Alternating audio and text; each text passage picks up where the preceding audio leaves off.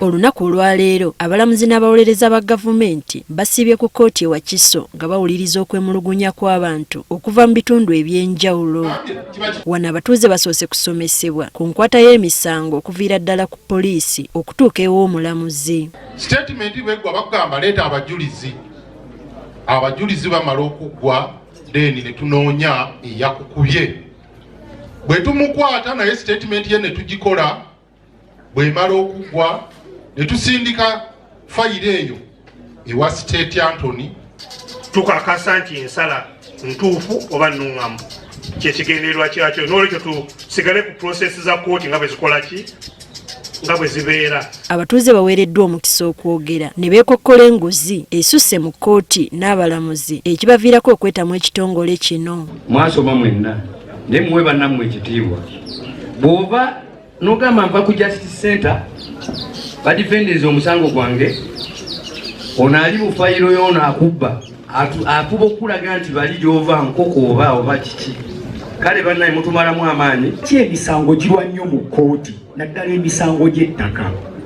Ekibuuzo ekyokusatu era nja kukibuuza Oweekitiibwa Omulamuzi nti abaavu oba abawejjere lwaki batulugunyizibwa nnyo nga baleese ensonga zaabwe mu kkooti? Waliwo abategeezezza nga bwe baludde nga banoonya obwenkanya kyokka emisango gyabwe nga gifutyankibwa. Obujulizi obwange tebukkirizibwa mu kkooti. Mu kkooti mubeeramu mubbi na chairman.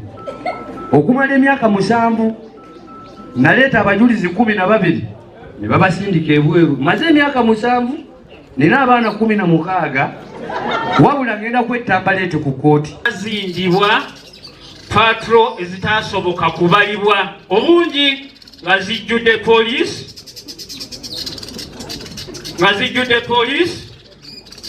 ne bawa protection omusajja kkooti gwe yagamba nti tateekeddwa kwerula mpenda za ttaka. Court order esigala nga court order. Bw'oba oyagala giwakanya ogiwakanya n'ekiwandiiko ekirala ekivuddewa mu kkooti. Abalamuzi banenyezza abantu ababagulirira ne poliisi ekiviirako ebikolwa by'enguzi okweyongera. Embeera eyo twagyetamibwa kyetuva twagala tugiveemu. Kati gwe kiki ekyo lwaki nawe tosalawo olwali lwagamba nti teri kuwa nguzi? Buli mwaka abalamuzi ba kkooti basinkana abantu okuwulira okwemulugunya kwabwe eri ekitongole ekiramuzi ku nkola yakyo ey'emirimu. Teddy Nakaliga, Agafeeyo ku Spark TV.